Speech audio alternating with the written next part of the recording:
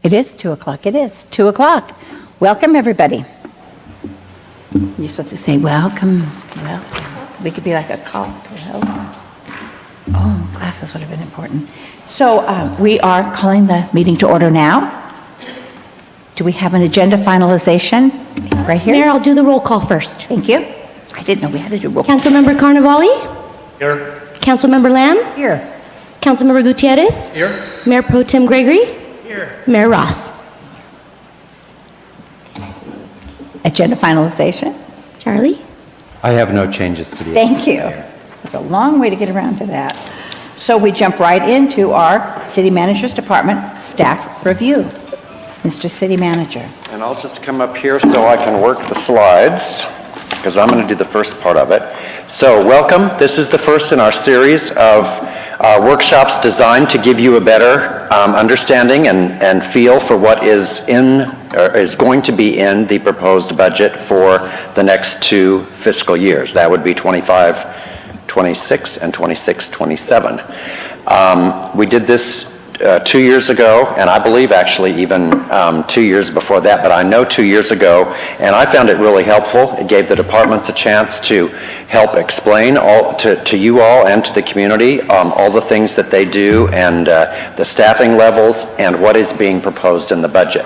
Now today, this one, since it's before the actual budget balancing has been done internally and before the materials have been presented to you, there will be some items that all indicate this is what the department has asked for. Whether or not we're going to be able to include it in the budget remains to be seen as we add everything up. Others, I'll indicate that as of right now, this change is in the proposed budget, and you'll be able to sort that out and understand it better when you actually get your documents. But I do want to go over some of these things with you so that you will have had a chance to hear about them, even though the printed materials aren't out to you yet. Okay, so we're going to go first, the City Manager's Department, and that's for 2 reasons. We probably have the smaller amount of material, so it's a little easier for us to get it ready quickly, and also it kind of sets the stage for the others, so the other departments can see what we're putting together for this and provide a better understanding of what will be required when their turn comes up. And the next one, 2 weeks from today, will be the Fire Department, and then 2 weeks after that we have Police, and I don't remember the schedule from there on, but those are the next 2 anyway. So I will go ahead and begin, and as always, feel free to answer any questions as we go, or you can wait till the end. I will have the individual division managers come up and do their section so that you'll be able to see them and ask any questions directly. Okay, this is the overall city organization. Of course, the City Council sits atop the organization. You appoint the city manager, and then the assistant city manager and the various units are listed below there in the entire city. Right now, Ann, the assistant city manager, directly supervises IT, financial services, public works, and community and economic development. I directly manage the city clerk, communications, events, human resources, and police and fire. We might switch those around from time to time, but that's the way it is aligned today. And then here's the City Manager Department. This will be the focus of today's budget presentation. Within our group, we have the City Manager and the Assistant, IT, City Clerk, Human Resources, and Communications. We also have an Analyst 2 position that was included in the budget as a new position this year, and that has been divided 50% of the time. This is Victor Gomez is in this position. He was recently promoted. 50% of the time he works for Ann on projects and research for the City Manager's office. About half of the time he works for economic development. So when you see the FTE counts, we divided that position 50% in the City Managers and 50% in the economic development when that comes about. And I think there was a mistake on that table, and I'll point that out when we go forward in terms of your printed materials. And that's this one. This gives us a 10-year, actually 11-year history of staffing in all the departments. And the one thing that I think differs from your printed packet, I don't think we got the half position in the city manager's office, and that it represented an increase of a half position from where we were in 13-14. All the numbers across the bottom tie out to what was in your table in the staff report. Most of the increase in this area comes from the fact that we didn't have communications and events at all 11 years ago in 13-14, and the IT department is where you saw the other significant increases. I'm not quite sure how we managed to do all of the technology that the city had even 11 years ago with only 2 positions and a few hours from another one, but that is up to 5.5 right now. So, city manager, this is similar to how I divided my time 2 years ago. I do have a little less on the staffing citizens commissions and committees now. 2 years ago, I was directly doing historic preservation myself. That now has been moved to the Community and Economic Development Department. So I have the Cannabis Task Force, which is having a meeting next week, and then special citizen committees like the Resident Study Committee that studied unfunded needs in the city in the lead up to Measure W, which I mentioned to you a week or 2 ago. I guess it was last week when we were presenting the DRD item. So the majority of my time, it says prepare for and conduct council meetings, but that's also all of my interactions with the council, the citizen complaints and concerns that you bring to me, and then I either handle those directly myself or direct them to the correct department. All of our meetings and updates and things like that are all included in that, roughly 50% of my time. Managing the activities of the city departments is about 1/4 of my time. Community relations would be interactions with people in the community, involvement with community groups, things like the town hall meeting that we had a week or so ago with residents from the Cove. Regional relations and coordination, that's all of my CVAG activities, the Cal Cities activities, things like that. And then miscellaneous, everything, and I didn't know where else to put it. Can I just stop and just share something with you? Sure. I received a phone call today from a rather agitated resident who said, you know, the problem with you guys is you never have meetings for the public. We've got this LGBT thing. We've got the thing up in the Cove. And you know what? I just let him go.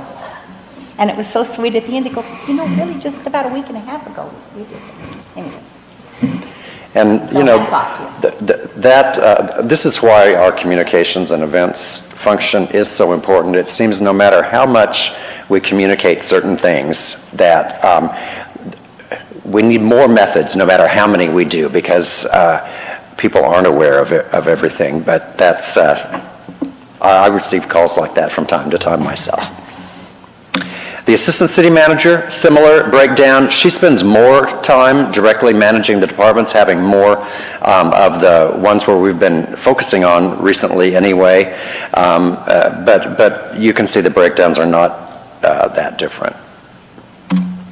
Now, the city manager department, in terms of what's in the budget, we will, and some of these aren't actually in the city manager's office budget. We have a separate one for some of the community assistance programs and things like that, but I handle them here because there's really no other place to talk about them. The community assistance program, small dollar grants, that is funded again at $70,000. That's no change from where it was 2 years ago. We also have 4 direct line item contributions in the budget: the Senior Center, Boys and Girls Club, Coachella Valley Rescue Mission for Homeless Services, and the CVAG Regional Housing First. The only change in that list there is the CVAG Executive Committee voted at their last meeting, which I think was in December, that they would ask the cities to increase their contribution to the Housing First program. All 9 local cities pay into that, and so the budget does reflect an increase from $100,000 to $125,000 for that, per the request from CVAG. Council district improvement funds are maintained at $30,000. The community assistance funds that you all have available is at $5,000. That's no change as well.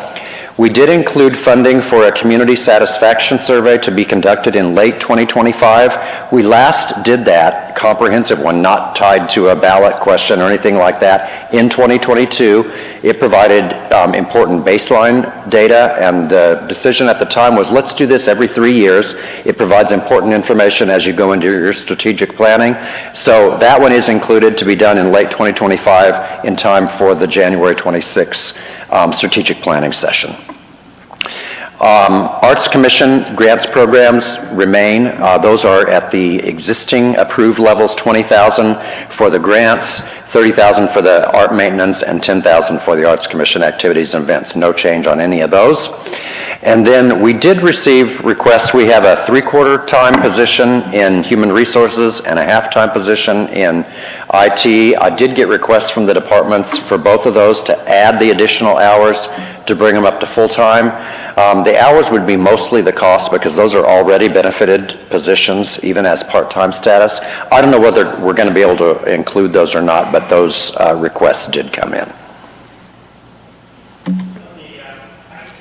And it says add 25 hours is. I think that should be 20, actually. Okay, I said it didn't make, okay, all right. Yeah. So then in the city manager department, we also have the sponsorships. That was budgeted this year at 20. We found that we exceeded that a little bit, so I'm recommending to move that to 25. This is the things where a third party is doing the event or the activity, and we simply are a sponsor for that. And you can see a list of some of the things that are included in there: the Dia de los Muertos event, the Harvey Milk Breakfast, the Senior Center Gala, the Milanovic Memorial Hike that the ACBCI does, and on down the list. So that is included at $25,000.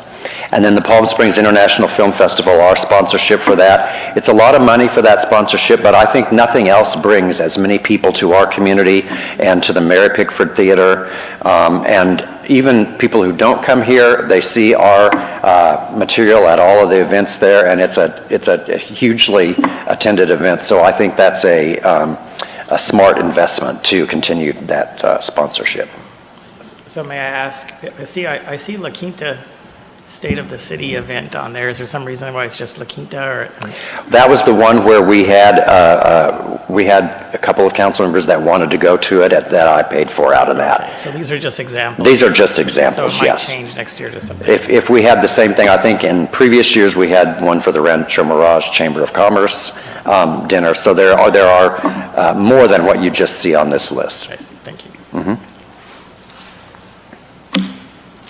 And next, you will hear from the rafters the voice of Tracy Hermosillo, our city clerk, who is going to go over the city clerk budget items for you. Are you there, Tracy? I am here. Can you all hear me? Yes. Okay, so good afternoon, Mayor, Mayor Pro Tem, and council members. I am going to talk about the city clerk's department. We have 2 full-time employees, which is the city clerk, myself, and our administrative assistant, which is Christina Burton. And this slide shows our primary functions for the department. We do the city council agendas, packets, and minutes. We respond to the public records requests. We manage the commissions and the committees, and also provide support for the Public Arts Committee, the Parks and Community Events Committee, the Finance Advisory Committee, the Cannabis Task Force, and the Mobile Home Fair Practice Commission when they meet. We track the AB 1234 and AB 1661 requirements for elected officials. That would be your 2-year requirement to do ethics training and the sexual harassment training. We manage all the FPPC filings for elected officials and the designated staff, and this is the campaign statements that elected officials are required to file during election season, as well as for those who maintain their committees throughout the years, and also the 700 forms for the designated employees. And then we often help council members with their filing requirements through the FPPC and the other agencies that require those filings. We run the local elections. We manage contracts, we maintain them, and all of the recorded documents that are done for the city. We manage our .gov website page for the city clerk's office. We manage the records retention schedules, and we also manage our own file room. And then there's a whole slew of miscellaneous items that our department does. We provide the support for council as well as the city manager. We maintain all the legislative history for the city. So there's a long laundry list of items that are handled under the miscellaneous portion of our function. This slide shows our city clerk's functions, basically the percentage of time that we spend for each of us. Of course, both of us touch all of these areas and more throughout the year, but this kind of shows you where we focus our time. The majority of our time is spent providing support to council and the city manager's office, as well as public records requests, and then of course the council agendas and packets and minutes and all the legislative history that we need to keep track of as a result of the council meetings. And then also the commissions and committees providing support and also doing the packets and agendas, but also the recruitment and tracking the seats for each of the committees. And the next slide shows our initiatives for 25 and 26 and 26 and 27. And our primary initiative falls under Goal D of the strategic plan. And this has been a goal of mine for a long time, and it's an overwhelming goal and an expensive goal, but hopefully we'll be able to at least start the process of a citywide records management program. A citywide records management program will allow for better access to records, save on storage space, and offer a trusted electronic searchable format. It's a long-term project that will take several years to complete, and based on staffing and of course budget restraints, but it's also a project for the entire city department-wide.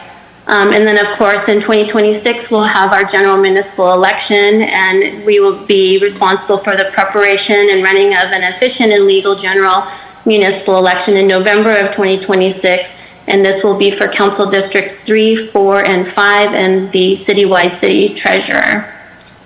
And that concludes my portion of the presentation.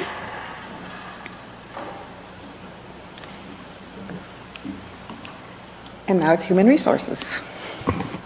Good afternoon, Mayor Pro Tem and Council Member. So I want to go over the Human Resource Department and some of our primary functions.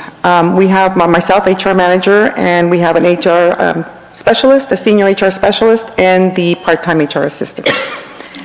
Within our wheelhouse, we have our employee life cycle that we oversee. As you can see, we have from attraction, recruitment, onboarding, development, retention, and separation.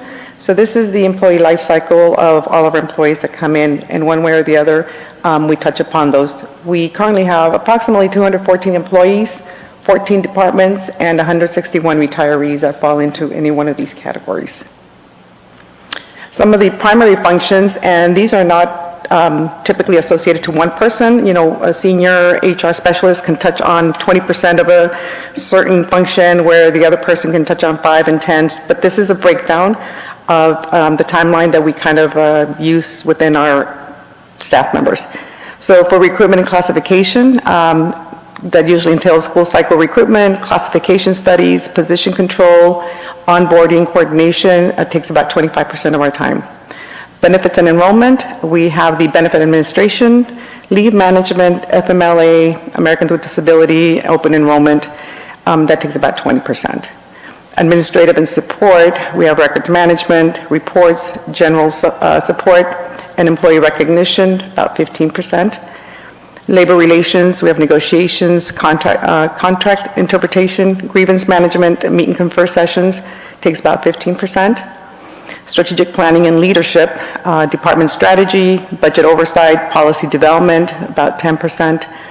Training and development, we have program developments, delivery, coordination, records management, about 10. And then we have risk management. Even though we no longer do risk management in our department, that's transitioned to finance. We still have some components, there's still layers that are still functions of the HR department and the workers' compensation piece. We also have safety program. We have a representative that participates, and then we have complex case management that we have to go through with CalPERS and with AdminSure to make sure that we're abiding with all the procedures. Eugenia? Yes. Could you give me an example on strategic planning? How does that go about? Is that once a month, twice a year? So I try to do every opportunity that we can. So what I try to do is like HR catch-up sessions. So I meet with department heads, kind of try to forecast, what's happening within the next 3 months.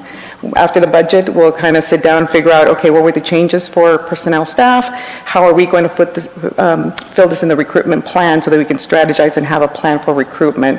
Because if we don't have some kind of strategic planning in place, then everything will get lumped up into one session, and then you're not going to be able to manage all the programs that you have. So it happens in the catch-up meetings, or it could happen down the hallway, just talking to somebody. Okay, thank you. Any other questions? Then we have, these are 2 goals that kind of tie in. We have a little bit of other goals that we kind of dip into, but Goal A and Goal D are the ones that kind of focus with HR. So for Goal A, some of our initiatives, upcoming initiatives, is the Class and Comp study. If that gets approved, the Class and Comp study is a project that's going to probably last around a year. That is a big project that we would be that HR department would take over if this was to be approved. Again, this is going to go through the budget review process. Part of our Goal A initiative as well is recruitment and talent development, benefits and wellness, professional development, employee relations, labor relations, and compliance. We already have some sort of items on this. It's just that we're going to continue to put additional layers and streamline it and enhance whatever we have. For Goal D, some of the initiatives for the technology is technology and process improvement, improve virtual engagement opportunities for employees and job applicants, expand HR enterprise resource planning, ERP portal capabilities, and conduct a comprehensive review of the human resource website for enhanced accessibility and usability. It's always changing, so we always have to stay on top of whatever new regulations or processes that we may have available for applicants and employees. And that concludes the HR portion. So just a quick question, if I may. You may. So you're saying that would like to do a organizational-wide class and comp study. Yes. So it seems to me I keep hearing class and comp study when we are seeing sometimes we're seeing adjustments to salaries during the course of the year. So I was under the impression that you had either done a comprehensive or you were doing it department by department, but it sounds like you would like to go through and do a full study. So can you explain? The last class and comp study that was done was about 1989.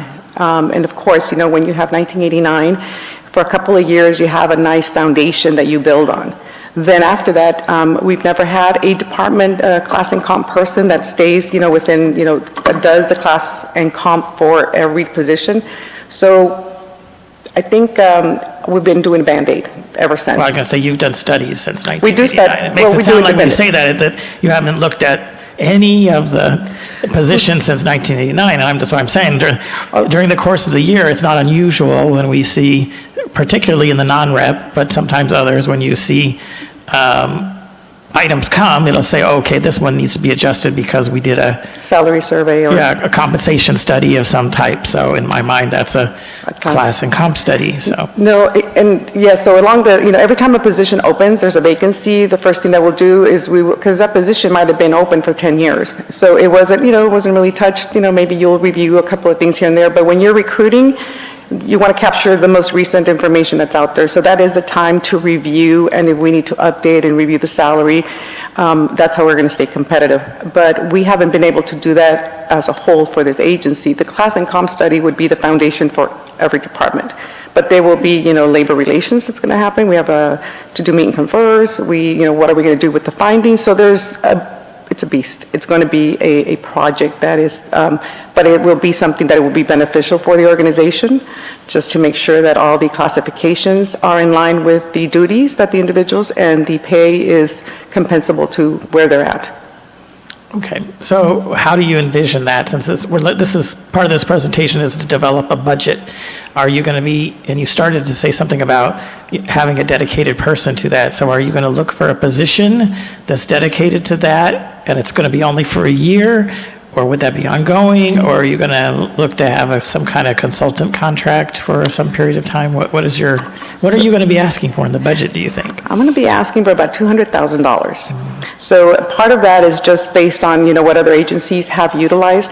I have a draft RFP. In the RFP, depending on how this goes, we would either have to do it in sections, which would be police, fire, and then, non-safety employees. But it's going to be continuous, because it's not going to happen every day, but there's going to be meetings that are going to have to be held. So we're going to have labor relations at the beginning, just to identify, the agencies that are going to be doing the surveys against. So there has to be the pre-planning. So it'll be the RFP, the pre-planning, the labor relations piece. Then it's going to be employees are going to be doing a job audit. There's going to be one-on-one interviews with employees to confirm, what their job duties are, so that they can go ahead and be updated based on what's in the surrounding agencies, competitors that we're going to be using. Once all that is done, then they will have the analysis of, okay, here is where you are, city. This is based on our findings. Here are positions that may need to get adjusted. Here are positions that maybe are overpaid that need to get readjusted. So there's going to be a series, of ongoing discussions. Lydia is currently our recruiter. I think Lydia would be the best person that understands the culture of where we are now and where we're headed. And I think she will be the person that can spearhead, along with the HR manager, the class and comp study. And to get directly to the question, it would be a consulting contract. This was a strategic plan goal 2 years ago. It's one of the ones that got delayed when we had to adjust funding. And so it's one of those right now that falls into the category. I don't know whether we're going to be able to include this in the balanced budget or not, but that's a request. Well, that's why I say I know it's been a goal for a long time, but I had been under the impression that we had been doing it, at least sometimes by, like you're saying, open positions or functions even, because I know sometimes we've had open positions and then the city manager will inform us, or it'll come through the process, well, that we've done a study of some type and that we don't really need that position or that position with those duties. We've even had some that were managerial, that we said we don't need the managerial. We've had some that were not exempt, that were made exempt. So I was under the impression that we've been doing some kind of study, and it falls kind of in the broad category of class and comp studies from time to time, but not necessarily the whole agency. So I guess my question is, if you've done, over the last couple of years, you've done 50% of them that way, is your class and comp study just to touch the ones you haven't touched, or are you envisioning to touch the whole thing? And then if so, how you were going to do it? And then when you say you're going to use current employees, well, then of course the question is, well, then what about their function that they're doing now? In some of the RFPs, they have a whole position that comes in for the study. There will be an external subject matter expert that comes in. We will be the liaisons. So in this case, it would be, in a sense, Lydia would be assisting in that project. But it would be an external organization such as CPS, Coffin Associates, somebody who's done this in the past. So if this were to happen and end up in the budget, there would be more discussion maybe about what are the specifics of it. So There were several points where discussion would occur. One would be during the budget process, do we include it or not? Secondly, if it's included, when the contract award occurs, that would have to come to you all, and we would, at that point, then discuss, okay, here's the things that the consultant is going to do under this contract and a rough timeline over when it's going to occur. So there would be several points along the way where we would have to have, and then at the end of it, there has to be an implementation discussion. Okay, what can we implement now? Can we afford to do the whole thing? Do we take savings from ones that were above the market now and apply that to other? How do we handle those type of things? There's a lot of policy decisions related to implementation, which would come, well, planning for that would have to occur much before that, but basically that would occur at the end of the study. I see. Okay. And again, I just want to be clear, I'm certainly not against doing class and comm studies. I think you need them, but I was under the impression that a decision had been made some time back to do them in sections, and that some of that was occurring already. No. So that's why I'm a little surprised to hear that, we really haven't made any progress on it at all. I'm scratching my head. I'm saying, well, I'm sure we've made adjustments frequently. In fact, even, like I say, rewritten whole positions. We did. So, yeah. We have been, I would call piecemealing is what we've been doing, as Eugenia described. When we have a vacancy, when we have a department that reorganizes their functions, which causes certain jobs to be redefined, we'll do that then, and that's good. It's good to do that, and we use typically an outside consultant to help with those, just one at a time. What that lacks is tying everything together internally so that it all works, and that's what a comprehensive study can do, that we do the best we can with those. I mean, whenever there's a proposed change, we look at, okay, what does it affect? How does this tie up with positions in other departments and all that kind of thing? But it's not quite the same as doing it in a comprehensive manner. Thank you. So, and is that, you conclude, Eugenia, it sounded like when you talked about the comprehensive study moving forward, that it was so robust and that it would take a very, very long time to complete it. Long enough that we're back to the beginning and we start over on our, I mean, is it never ending? Is it a? With the class and comp? No, I think once we start, with the class and comp, if we move forward, then we would probably have to put like a 5-year review, so that it can stay consistent, which is. How long would it take to actually do the study 100% in the beginning? I would say a year. And the only reason is because we've never done it. We're going to have to go through labor relations.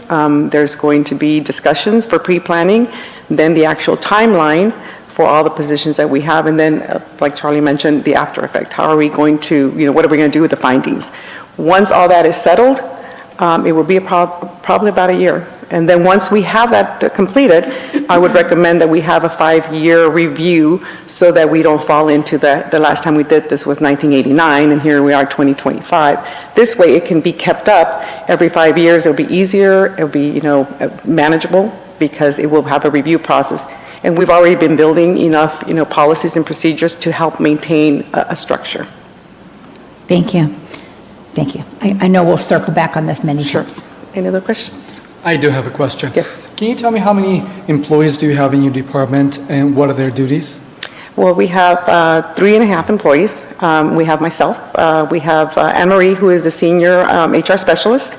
She takes care of benefits and leaves and interactive meetings and more of the compliance, along with open enrollment and new hires. Then we have Lydia, who is the HR specialist. She does mostly recruitment, and she does class and comp and salary adjustment reviews. So she's more in the recruitment arena. But along with that is the onboarding, the interviews, the coordination, the conditional offers of employment, the clearances, all those kind of recruitment-related areas. And then we have Mitzi, who is basically our general, our HR assistant, who takes care of all the clerical, the general, the probationary tracking and performance evaluation tracking, all the data entry, basically, HRIS person. So she is the one that kind of does a catch-all for Anne Marie and Lydia to have everything streamlined and filed and organized. Thank you. Okay. Thank you.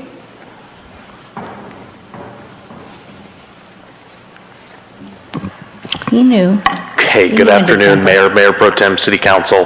I wanted to go over communications and events, and thanks to the visioning of the City Council, our family got a little bigger this biennial budget cycle. It was a little bit of a journey, but I think sometimes the wait is worth it, and Adam Chastain, our Events and Recreation Coordinator, has been a huge asset in addition to this department and the city as a whole. So I'll kind of go in, but I set that stage really to say that, when I presented this to you the last time, it was 20% communications, 80% events, and we, in my opinion, and I think through support of council, needed to get that closer to 50-50.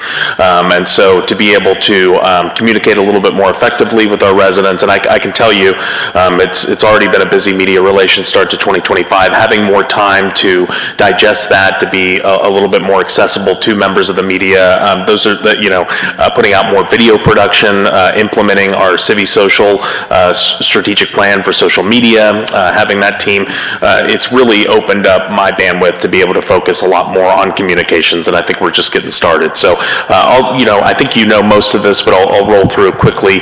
But video messaging, media relations, as I just mentioned, social media is a huge one. City and local business promotions, I feel like that's a collaboration with the Economic Development Group.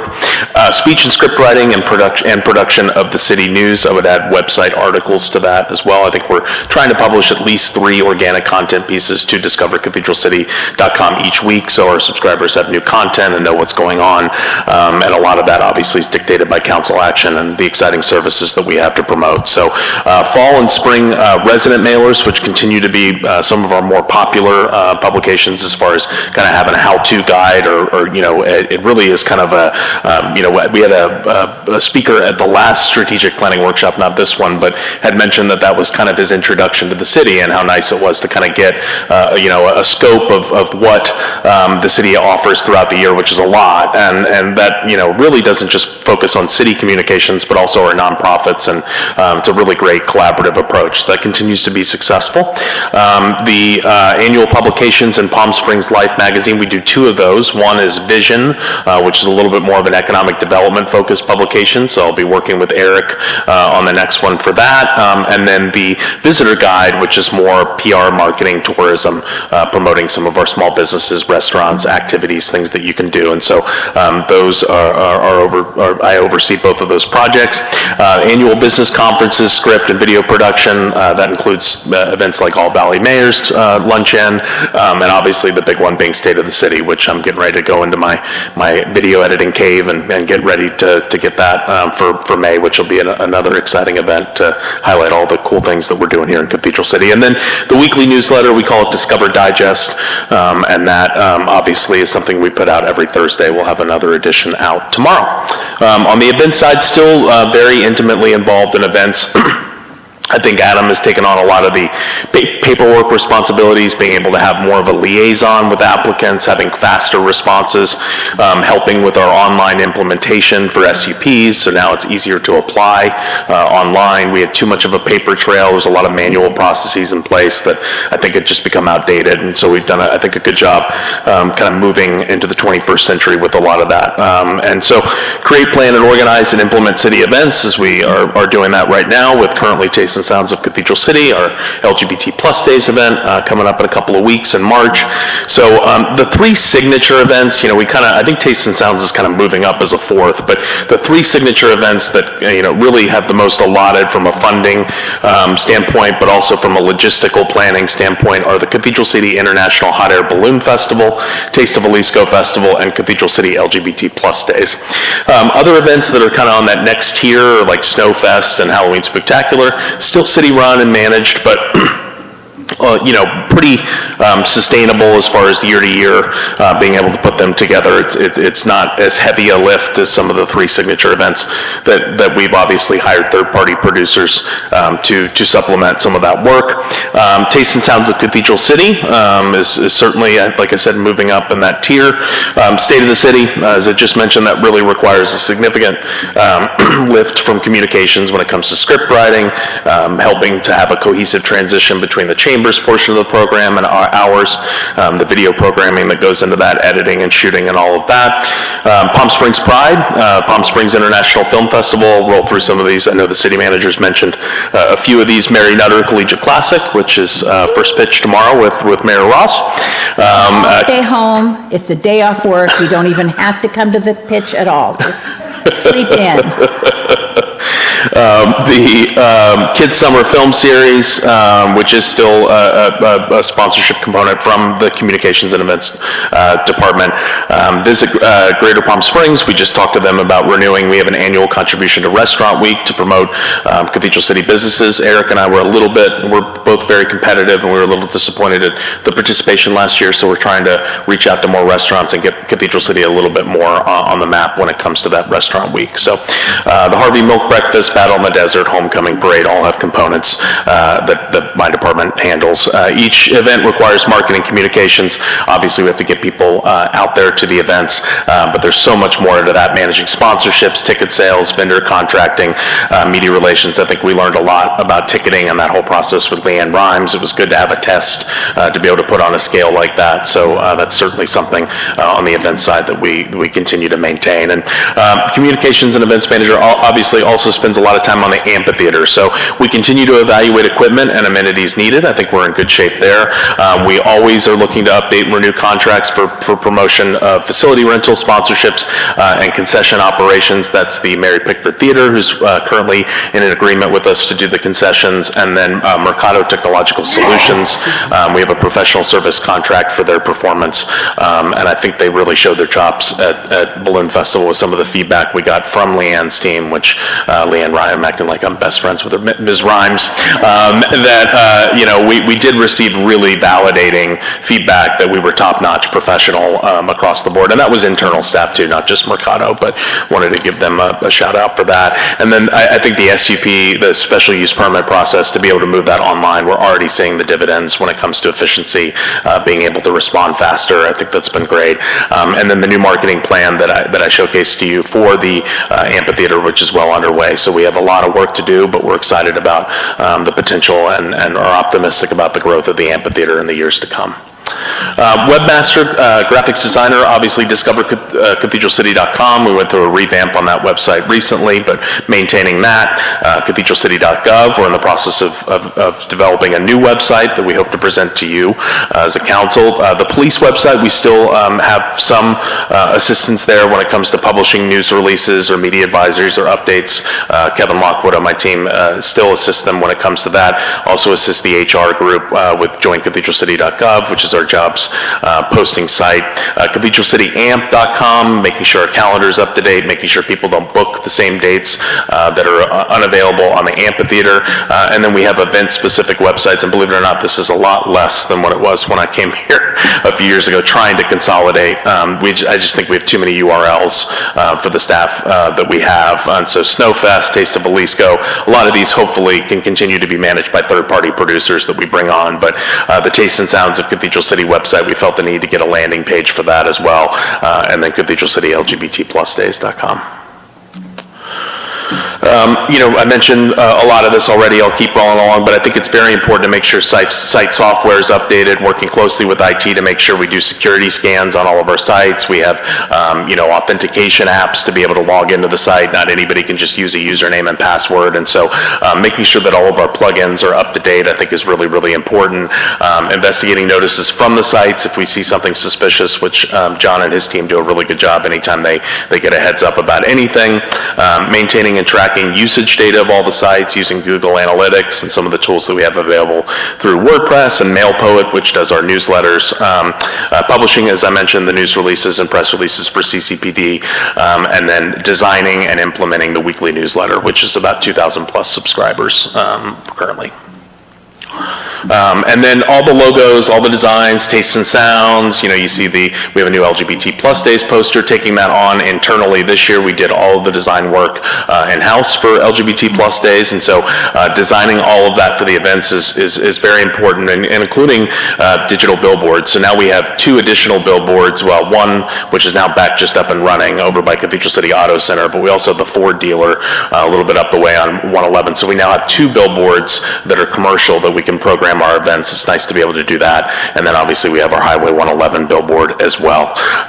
The photo library, I think, is much improved. I think we've really made that a focus and an emphasis. We were really struggling with dated photos and the new downtown and kind of some of the work that you all have done as a council, being able to highlight that. I think we've done a good job with drone shots and footage to be able to have better images, current images that we can now send to site selectors. If ED reaches out, we can send them to the Visit Greater Palm Springs and their tours tourism group. So having those photos matters, especially when it comes to some of the in-kind billboards and placement that they are willing to offer us. And then, the modeling and the design, really, I think the most important tool that we're using that for is our events, logistics, and safety meetings. So being able to have a map that can be retooled or reconfigured with police input, with public works input, being able to make sure that we are doing layouts that are sophisticated for our police to have is really important, and we're going to continue to take strides in improving our safety and making that a focus. Working with me, Adam has certainly done a great job of implementing and operating a lot of our city events, as well as the third-party special events. I think we've seen an uptick there, and that's a lot of work to be able to communicate with these, vendors and organizers, making sure that they're doing everything by the book, making sure they've read our rental guide, making sure they pay their, special use permit fees. Now that it's all online, that has become a lot easier because, for example, we can just not look at it if they don't go through the payment process and steps there. So I think that's important to make sure they do that on the front end before asking for any sponsorship. And so working to maintain our calendar of events, he certainly jumped in. We wanted some communication. I think Adam actually takes really good photos and has done a really great job at events and sending me good content when I can't be there. And so it's kind of nice to have a second body if we need to go to 2 events at the same time or need to cover, some of the ribbon cuttings that are at odd times or on weekends. Adam's been really good to help with that as well. And then just really the knowledge base, understanding all of our AV systems, where to turn off the irrigation, the power usage, all of that electrical training. Yes, we have a facilities group and that's fantastic, but we want to have a second brain to that operation and be communications and events. A lot of times we don't have time to call anybody. If it's an emergency and you have to make a decision on the spot, we want to be able to be equipped with that. And I think we're excited to send Adam to the safety seminar event in San Diego. It'll be in May. So it's all the best practices about logistics plans, what to look for when it comes to safety. I'm sure there'll be a lot of updates due to recent attacks that the communities have experienced. And so being able to implement that knowledge and have a more detailed SOP that hopefully I can come to you as a council and study session and show kind of what we're doing to be able to reinforce our safety at events. So managing a contacted database for vendors, entertainers, all of that stuff takes a lot of time. I think Adam's doing a good job with that. He understands and negotiates contracts, and then obviously I'll give him the final approval on that, but I think he does a really good job of making sure that we have appropriate entertainment for our special events. And so, and then obtaining our appropriate outside agency permits, that's Riverside County Environmental Health, that's ABC, making sure we know the rules and we get things ahead of time. We're more proactive in that space, and having somebody who can manage this full time, I think has been a huge lift for our group. And with that, if you have any questions, I'm happy to answer, but yeah, I think I'm coming back to do the special events presentation. Yeah. Any questions, Council? I have a couple of questions. So, Sure. Are we all smooth with hot air balloon? It was a little dicey and... So we're out for RFP Okay. for that, for Taste of Jalisco, and for LGBT plus days. Okay, that's good to know. And State of the City as well. Yeah, So, that's yes. not a bad thing. Yeah. So I I think it's good that's for our okay. taxpayers to have some transparency, see what's out there, what the competitive process looks like, and so that's where that stands currently, so. And, up until this week, I would have also said really nice things about Adam. But who went to the Salvation Army this week? Who was at that? That would be me. And I went to be with you. And was, what? I'm here by myself all day. Not all day, but a couple hours. Anyway, I'll get you for that. Anyway, great jobs. You guys are, I think we have the, who's coming this week? It's the Dreamboats, right? Dreamboats, yes. On Tuesday. Yep. We'll swoon appropriately. Yeah. And I'll be back to go over special events here after IT, so I'll turn it over to John.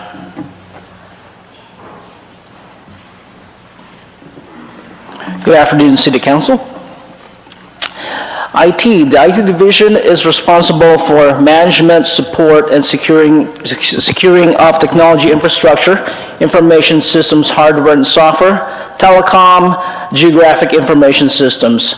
IT provides the leading edge technology and related services for utilization by various departments of the city. IT, we establish and maintain the following technology and services. hardware and software standards. This is basically procurement of systems, make sure we are standardized, nothing is different. Computer systems, these are the desktops, the servers.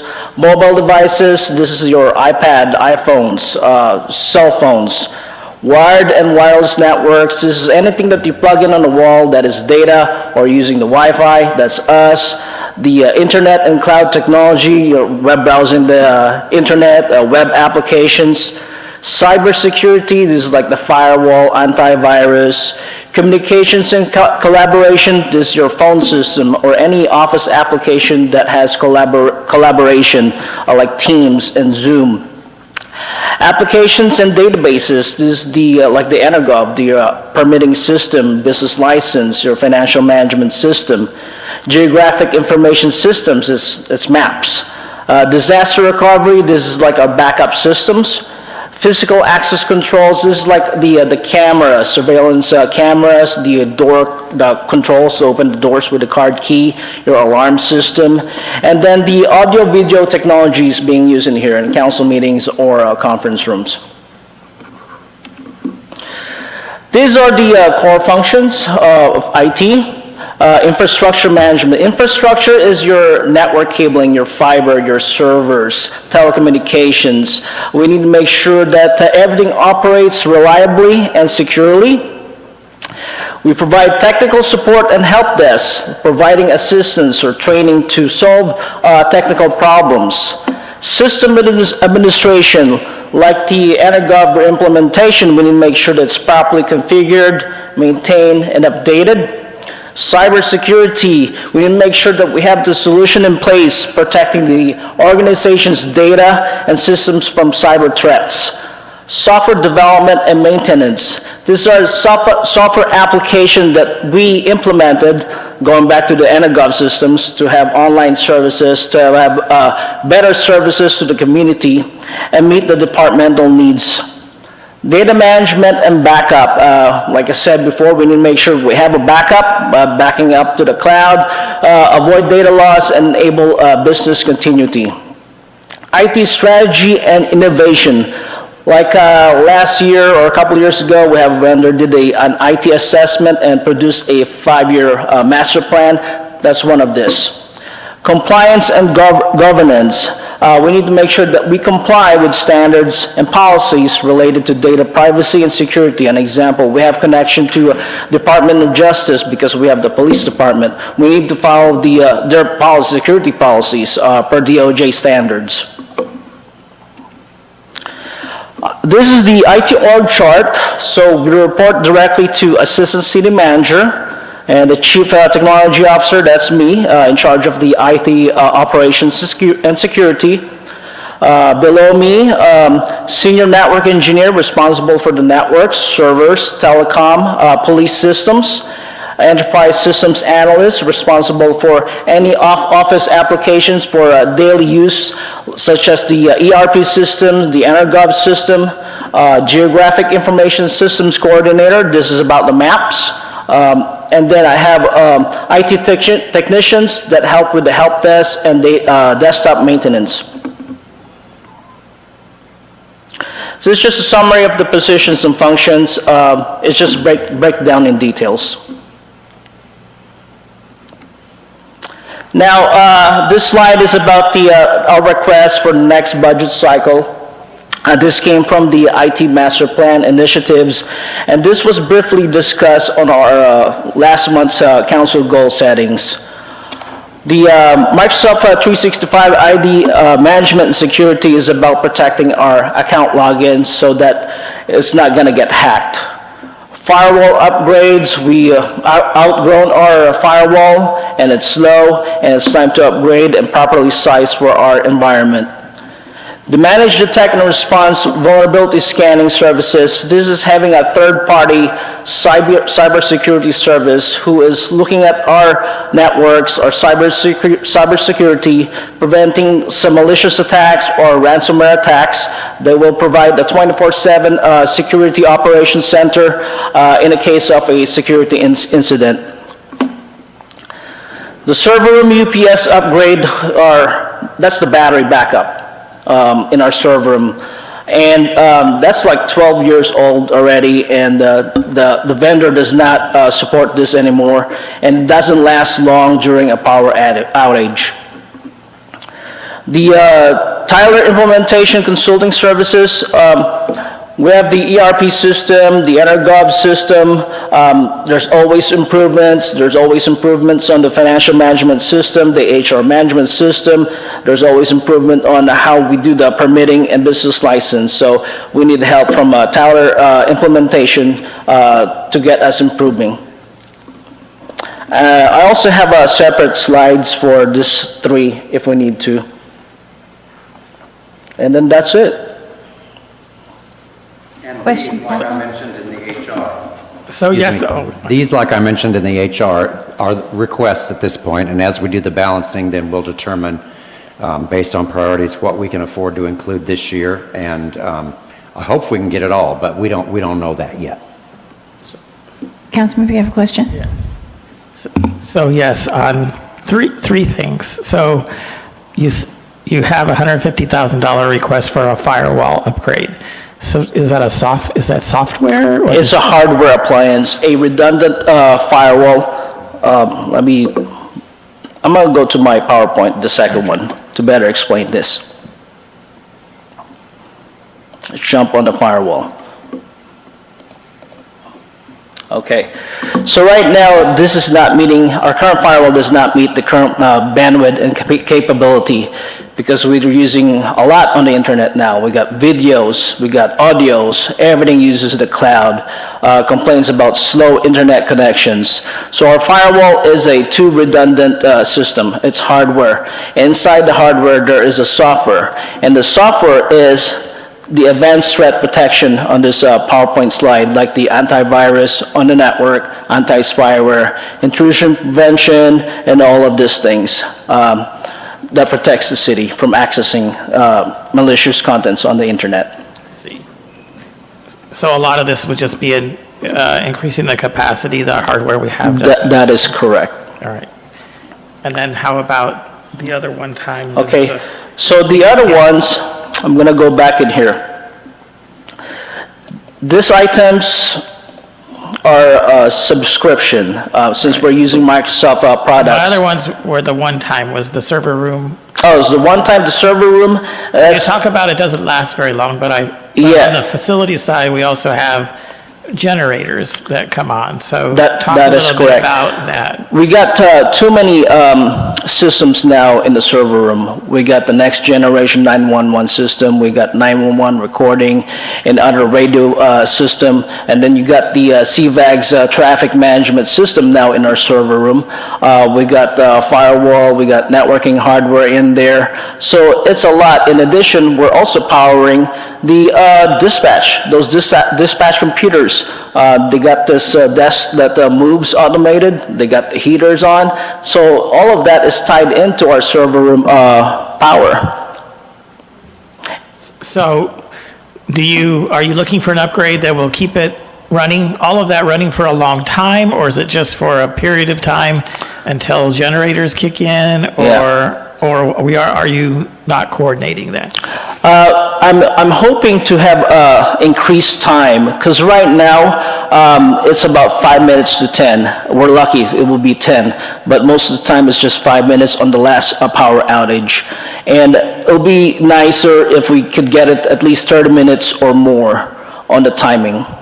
Okay, so that would be kind of your goal. And the reason I'm asking is, everybody can recognize you need to have those systems working, but if we already have another system Yeah. that's supposed to be handling that, it would seem like you would need to fill the gap time, or also time, say that other system doesn't come on, at least time for somebody to get out there and try to figure out why it's not coming on, Yeah. that type of thing. The increasing time is more of, we need to have a time to shut things down.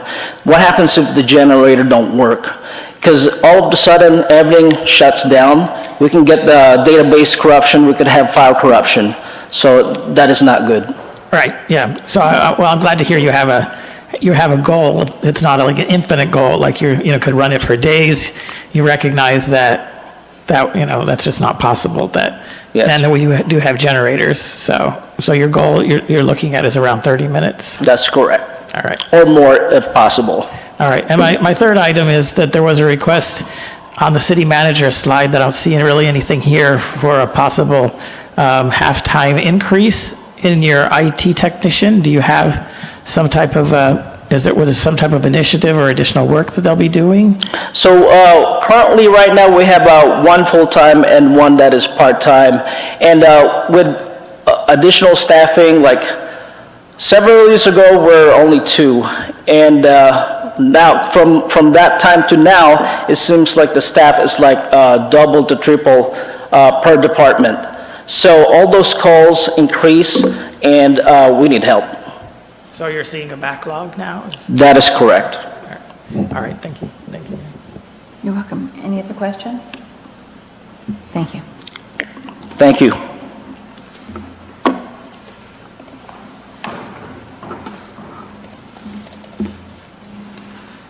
Ryan, I saw you stand up. I thought, no, you're not coming back around.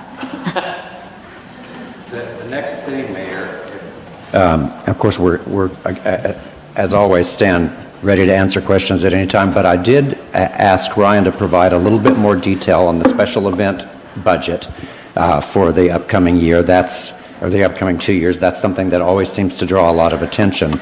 So he has prepared a listing of all the special events. These would be the city ones, because the ones where we just sponsor something, that's over on the sponsorship page, which I already covered.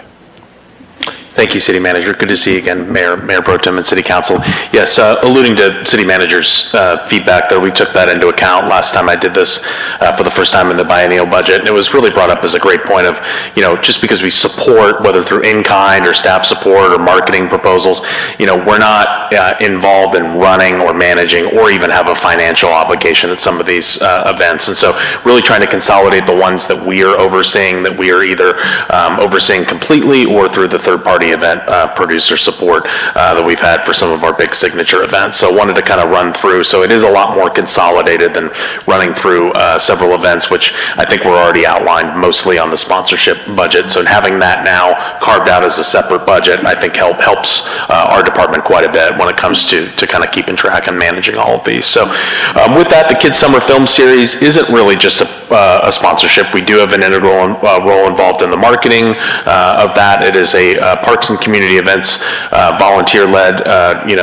commission event, but has had record-breaking numbers the last couple of summers.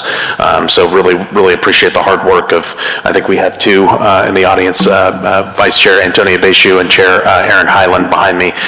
So that is budgeted at what the latest invoice we have received from the Mary Pickford Theater. So that is a specific item there, yes. And as you go through these, could you compare the last year's, well, I guess it would be 25 numbers, budget numbers aren't on here.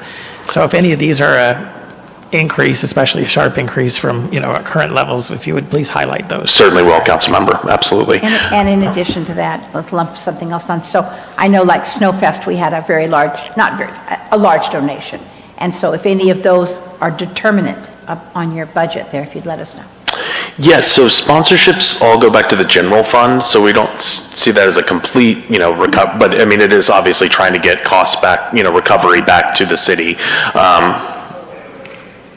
So now I'm confused, because I thought before I got on council, I thought if you have a budget for $10,000 and you get a $5,000 sponsorship, then you put $5,000 out. It was explained to me after I was on council for a year or 2, oh, well, no, we just take the $5,000 and we buy more. We do something bigger. So which one is it? I think it's complex in the sense that, it varies event by event. I think our big signature events, those are funds that we expect the third-party event producer who secures those to put those back into the event.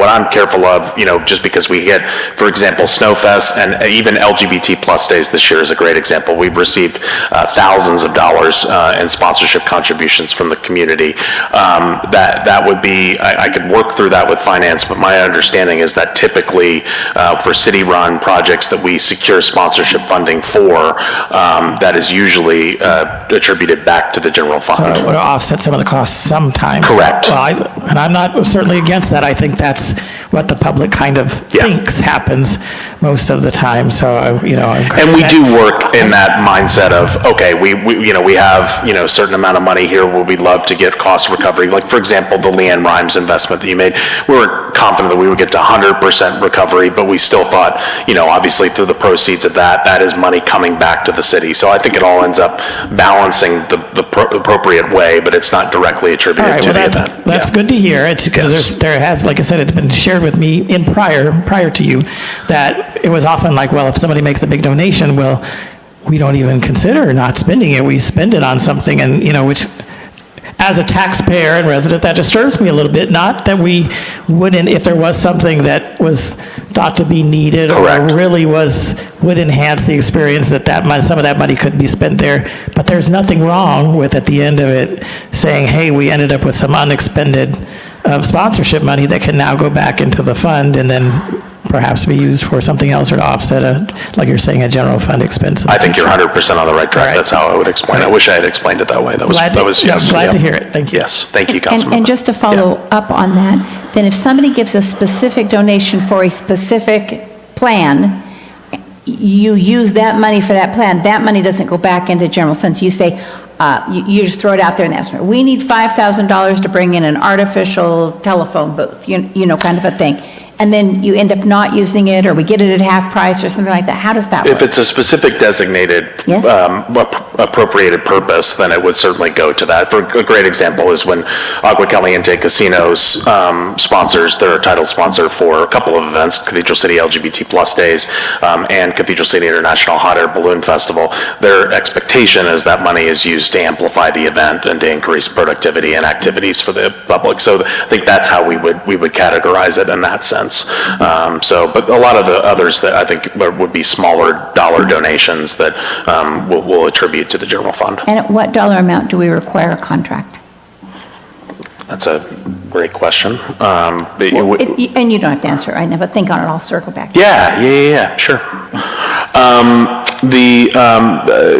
So with that, the summer film series is essentially, it is slightly increased, but based on the invoices we've been getting from Mary Pickford. And I think what's also tricky, and I'll go over some of these, I will mention where we've increased or decided to allocate, proposed to allocate more funding, is that, in a biennial budget process, what I've learned going through this now the last time is we had many events that were undervalued on the services and what they were actually costing us. And so we've now had to react to that. So there are some jumps here and there that is almost a correction of the record, I feel like. And so I think we're able to now get a little bit, I don't think they'll be as stark now that we have a little bit of a palette.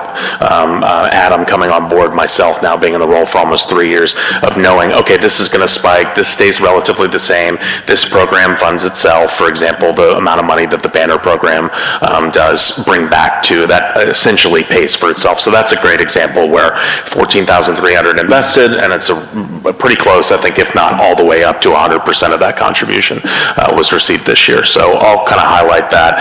Homecoming parade, we have traditionally not had a steady budget item. It's been a code for Project Code, but it didn't have any money the last 2 years. I think a lot of those tops and barricades, signage, things that are coming over from Public Works are now being properly distributed to my budget. So I wanted to have that reflected. And that actually gives us a little wiggle room. It was a couple $100 less than that. Talking to Deanna, Carlos, I think they feel like that number's about right for what it will cost for the next couple of fiscal years. Spooktacular is one. Candy expenses have certainly gone up. Just looking at the dollar amounts through the years, that's a modest increase of a couple $1,000. I think it was $4,500. So now going to, $4,000 to $6,500, so $2,500 increase. Most of that's just the cost of doing business, and to be able to make sure that we have enough canopies and storage items in place to be able to maintain Well, that. you typically have AV and those type of Correct. things that come out of that, okay. Yes, Jacob's Way Productions, that's absolutely correct. So Snowfest is a little bit of an asterisk. So, as we transferred through your approval as a council, transferred money from the Snowfest budget for Taste of Jalisco this time around. The, expectation is that we maintain Snowfest as a $10,000 to $15,000 event, downscaling and going back to a little bit more of a traditional tree lighting that still has a lot to be happy about, and I think we did a nice job this past year. But talking with the city manager and finding budget items that may be better suited elsewhere, the transfer from facilities, the 17,000, it's not real. The 32,000 that you see proposed, that's 17,000 coming over from where it currently sits in facilities to the Snowfest budget. Talking with Eddie, it's not that he doesn't love this project, but I think it's better when it's all under one house. So we use the lights as pretty much a component of Snowfest. As you know, we keep that running all the way up to the Palm Springs International Film Festival. It just made a lot of sense to be able to transfer that over, and then now it's over in the Snowfest event budget. But that we're really excited with that $17,000 to be able to enhance the lighting a little bit more this year. There's some rehab we'd like to do on the tree. The tree itself, I think, is in really great shape, but some new decorations and lighting, and so ways that we can kind of make the overall painting, I think, a little bit prettier for people to look at as they're enjoying the holidays. The snow's a huge hit. The train's a huge hit. We know how much those cost. They're well within a $10,000, $15,000 budget for an event. It's the other stuff that we can add, I think, from an enhancement standpoint as people are walking downtown. We don't want it to be sad. We want them to be happy and look at the holidays and say, all right, our downtown did it right. So that's, I think, something we'd like to improve. So I wanted to be clear that it's really $15,000 operational costs for Snowfest, $17,000 coming over from facilities, which is already a budget line item. The highway banner program, I won't go over that too much. I think I covered that, but we had a significant increase, I think, in the performance this year with Adam managing that and bringing in some new relationships and partnerships. So I was much happier. I think the last cycle we were a little lower, and so I think we've got back up to where we really feel confident. And that is not a change. The 14.3 is exactly the same, and that seems to be a sweet spot. That's one where an outlier that seems to be pretty consistent, hasn't changed too much over the last few budget cycles.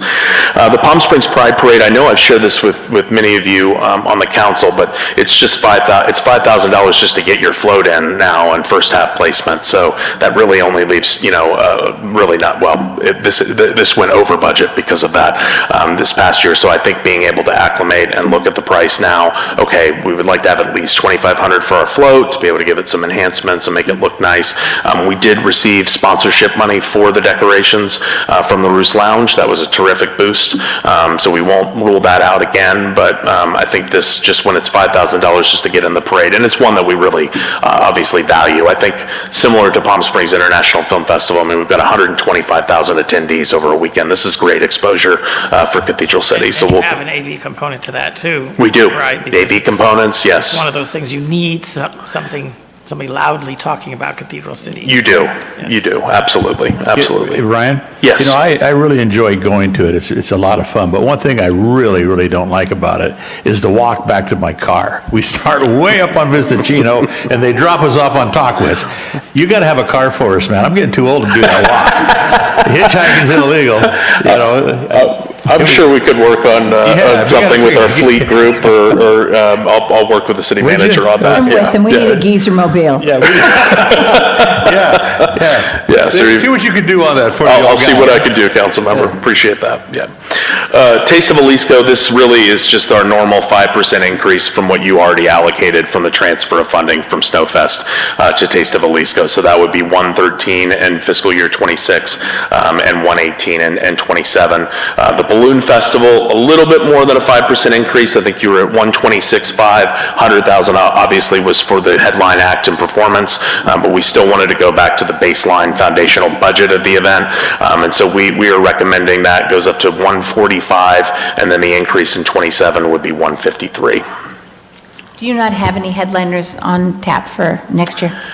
So we obviously would give you as a council, the flexibility if you wanted to do that. We did not budget it currently in this proposal, but, I think it was a huge success. It was nice to have. I know it's not realistic every budget cycle to come with that. We did have some ties to the 10th anniversary component.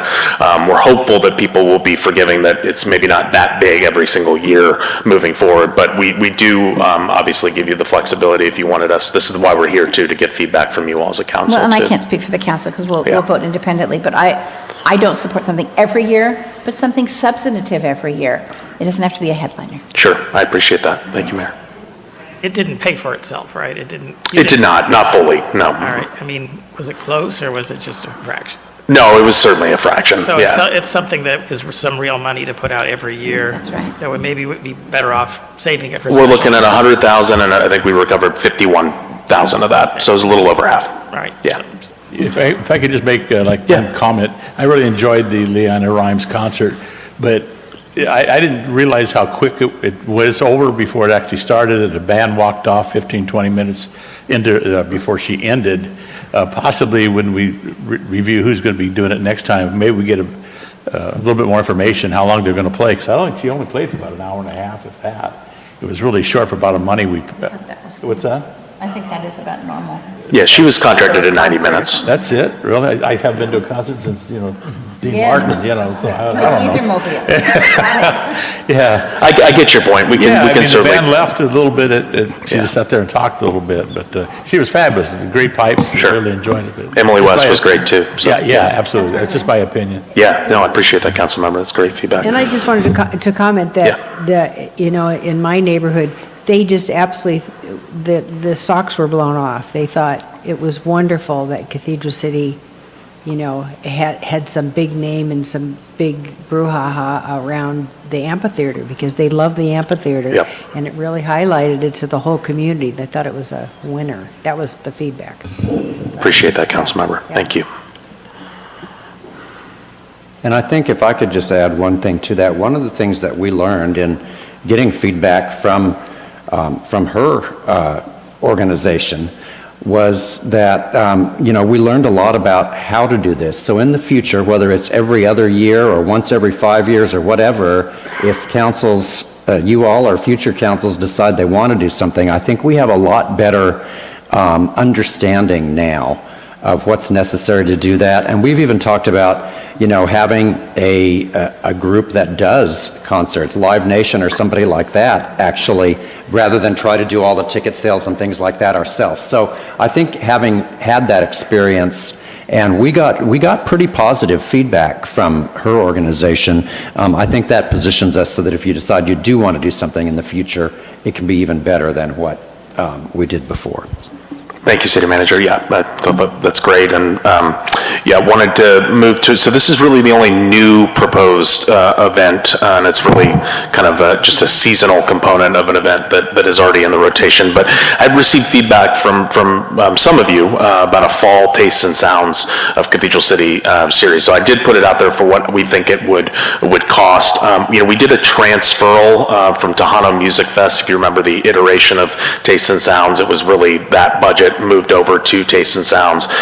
We got 8 weeks instead of one night. We got more of a local audience engaged, free concert, all the things that we talked about. Going through the costs of AV and looking at some of these acts, we do think it would probably be a little bit closer to $50,000 for a spring series. That would be the 8 weeks. Just looking at the costs and what's come in, we did our best for 36, but I think it is certainly looking like it's a little bit more expensive than that. So I think, here, I think we have a high success rate of coming in slightly under budget versus, kind of coming in close to that 36 point and on. I think we've learned a lot about ways that you can, conserve and save. Obviously, giving the high school acts in there, that's more of a modest donation to be able to spread out the love for some bigger acts that cost a little bit more money, but we're still trying to stay in a range that's not overwhelming for Tastes and Sounds. So excited about the Dreamboats on the 25th. So with 8 weeks, you take that down to what we would recommend is 4 weeks for a fall series. That would obviously chops the cost in half. We really did a simple 50-50, so 25,000 we think would be what it takes to do about 4 dates. We can't do more than that in the fall. It's just too busy. It's too, there's something pretty much every single week. Balloon Festival's a multi-week lead up. So having these things, and there's other events that, while I'm not highlighting them anymore on this presentation, and you all know because you get the invitations to all of them, there's just something almost every single day of a weekend. Yes, exactly. So we think 4 weeks would be the sweet spot. We can certainly talk about what we think weather-wise the timeline would be, but putting that out for you all as a proposed item based on some feedback. And then Cathedral City LGBT plus days, slight increases from about 80,000 to 85 and 90 for 26 and 27. With that, open to any other questions and discussion. Yeah, wanted to get back to your point about the contract. So we really have a contracted component of just about anything that we feel like is performance-based. And so we have live performance. Donation-based is what I've We do, yeah. So we have agreements even with the school districts when they give over the donations, signing waivers, forms, and everything related to that. Our finance team, Rick Vogt back there, I think does a terrific job of keeping us on task to be able to make sure we have accompanying agreements with everything that we pay out. And so I think that's improved dramatically. But even as something as simple as an hour commitment for $500, we're going to get a live performance agreement in-house and get both sides to at least agree to the bare minimum. Yeah, yep. Hello, Ryan. Hey, Now, Councilmember. Regarding the four items that you want to do for the fall. Now, we also have to consider that we do have, as it was mentioned, back to school, we have Halloween, we also have Battle in the Desert, but we also have reseeding, which is a big, big deal. It cannot be utilized for about 5 to 6 weeks. So we have to consider all that to make sure that it works out. Yeah, so Battle in the Desert's been the tricky one with that. Working with facilities on the maintenance this year, we've carved out a window for 30 days. So we feel good about 4 weeks. The tastes and sounds would be worked around the reseeding if we went that direction. So we've left enough of a gap. I think it's really all the way up to Balloon Festival because Spectacular doesn't use the amphitheater. A few of the others don't all use the amphitheater. It would be just an uptick of third-party events, but I think what we're going to have to do, and talking with the city managers, we're probably just going to have to block off those dates that they're not available because I think we reacted to that a little bit too much this past year, and so we want to make sure that we're proactive and getting an established timeline that's kind of off limits. We tried it both ways. I think the way of proactivity, and usually that's the case, it worked out a lot better. So we have talked about reseating dates with facilities to be able to make sure. I think they can get it done in about 3 to 4 weeks typically. And also, of course, sometimes in October, it can be extremely hot still. Correct, yep. So I think if we did it that time of year, it would probably be either the 5:30 to 7:30 time we've outlined or 6 to 8 even. So all of that, we're very flexible. I think those components would be easy to put in place. We have a good template already in the spring that wouldn't be tough to replicate for 4 dates in the fall, but it's up to you all as a council for sure. Thank you. Thank you. Just one last one.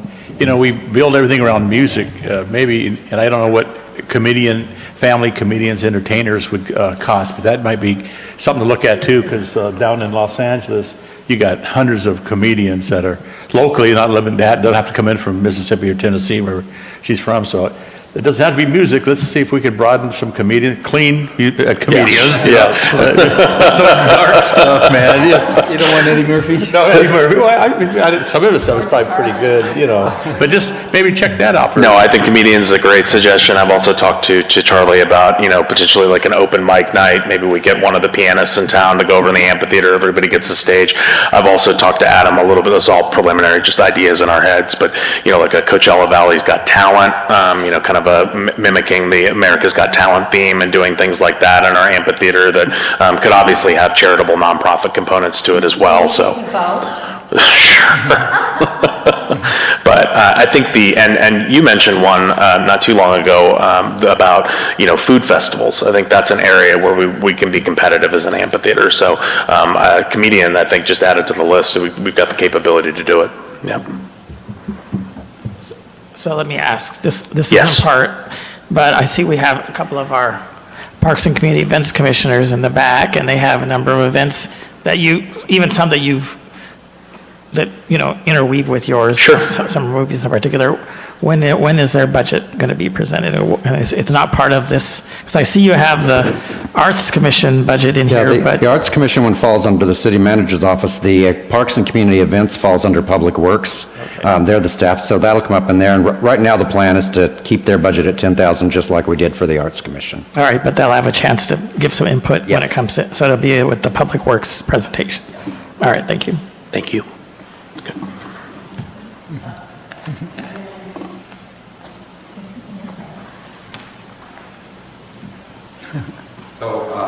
Mayor and members of the council, that concludes our presentation. I hope that gave you a sort of an overview of these departments. If there's any other questions, we're happy to do that. You'll get another shot, of course, when the total budget is presented, but this is the opportunity for the more detailed discussion, so. We did none of us gas. Yes, we will. That's right. Everybody got questions? Do we have any questions from the public? Wait a second, a minute ago, you guys were all excited. Comment? That was it. Yes, your comment. All right, and that concludes our session for today. All be safe. Adam, hang back to me. Thank Thanks you. very much. In a good way, in a good way.